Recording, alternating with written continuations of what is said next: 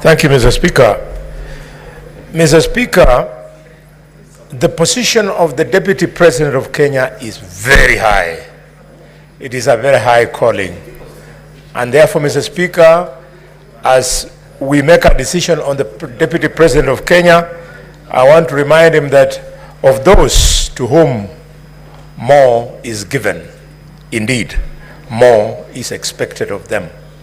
And he should not feel that he is being victimized because, Mr. Speaker, the highest standard of this Constitution in 2013, by dint of lack of integrity, the Deputy Chief Justice, Nancy Barasa, lost her job merely because she pinched the nose of Kwamboka. The Deputy President indeed did worse than pinching the nose of somebody.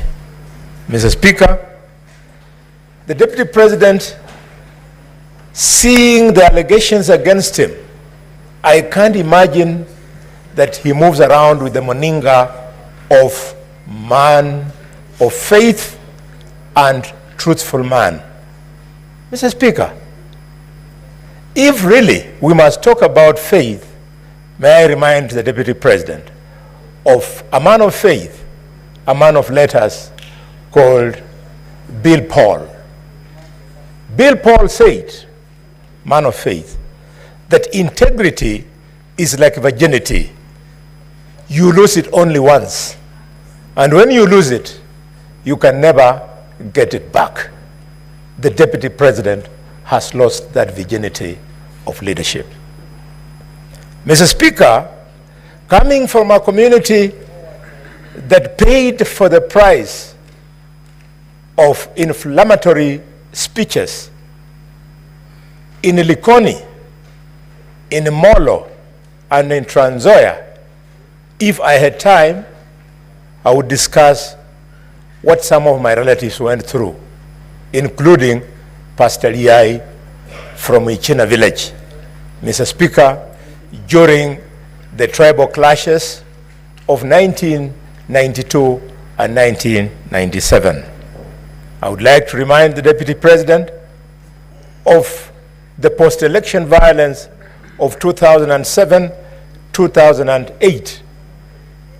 One of the reasons why we had to have this progressive constitution that will be removing him, hopefully, this evening from office.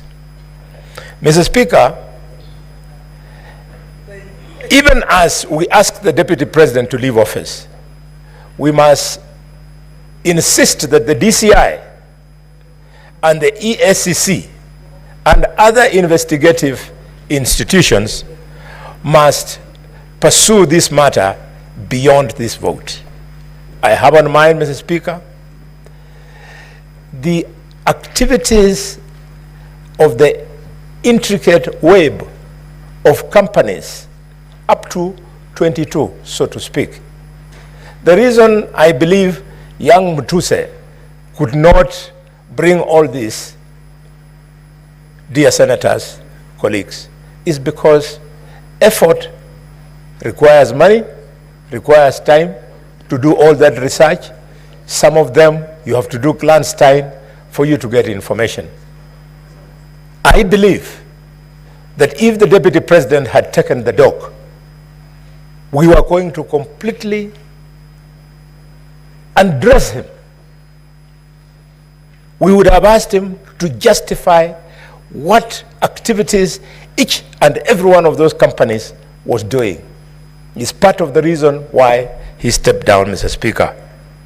Mr. Speaker, I have evidence, which I don't wish to be part of the case, that as soon as the Deputy President's brother died, the wife went to the corporate branch of the cooperative bank and started crying there that the manager should stop the Deputy President from operating these accounts. Mr. Speaker, finally, the Deputy President must be investigated for the role Senator Eddie.